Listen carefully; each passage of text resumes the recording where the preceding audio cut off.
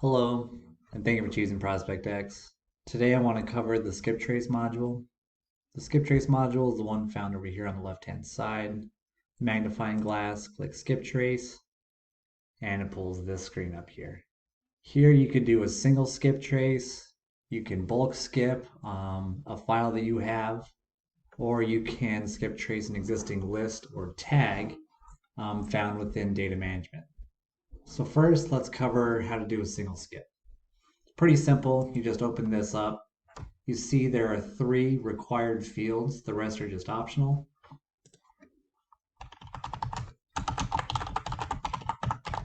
As an example, I'll do a house which I'm familiar with. Let's go ahead and skip trace that and find some info on who owns it.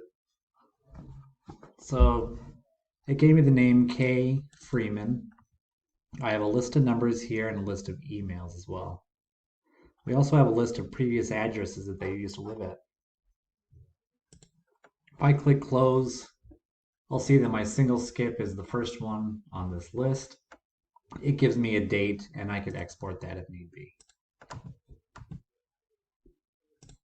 Here's what that looks like, just so you have an idea. It's a Word file, and the the output is all listed here. Let's say you wanted to bulk skip a file that you just have.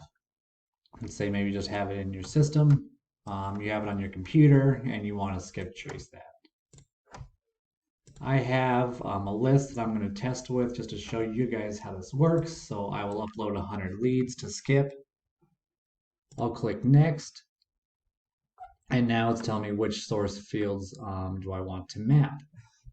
So I'll go ahead, I'll do the prospect address, I'll do city, state, and zip. If I have any other info, like I want to do the first and last name, that's fine, I can do that, but for now I'll just do these 4. Let's click next. It's telling me, okay, these 4 I have actually already skipped. So I could choose to suppress them. The suppression feature means, yes, I want to suppress, meaning no, I do not want to skip these again, or click no to suppress, and they will skip them again. So that's where you're going to want to toggle that off or on. I'll give you an example of when you would want to actually skip trace them again, when you would want to actually choose no.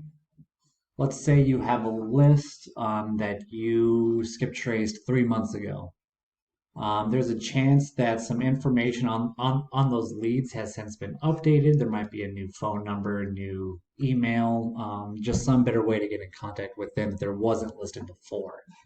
So this way we would go ahead and say, no, we do not want to suppress. Let's skip trace these 4 again in case there's some new info, and I could submit that. So that's been submitted. You can see the status is now pending, and the records are 100. This is in real time here. It looks like we had a hit of 43% so far. We're up to 87, and now that's officially done. I'll just give this a quick load. We see that this is done here. What a lot of folks do is they'll click the file name here. This will be your pre-skipped file. So all the information that you had inputted to actually get skip traced. The download export feature will actually give you the exported skip trace file.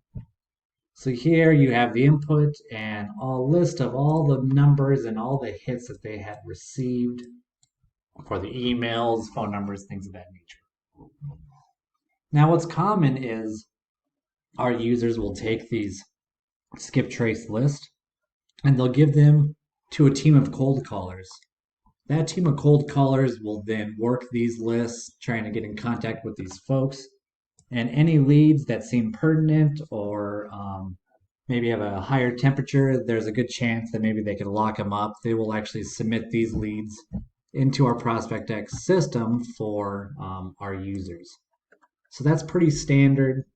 That is how you would do the upload file skip trace. So now let's just look at the last way. The existing list and tag.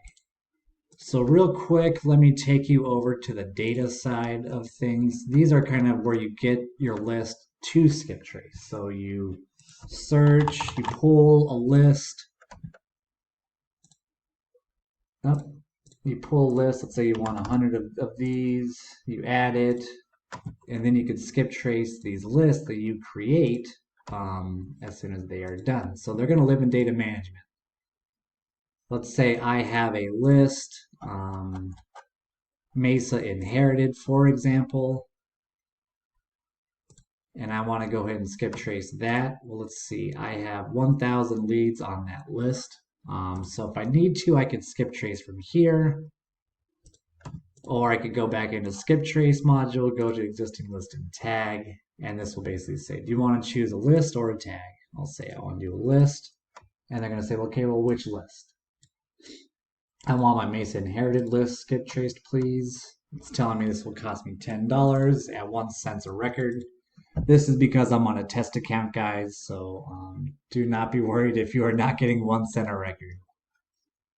Here, you basically do the same mapping thing that we did earlier. We'll do the property address, city, state, and zip.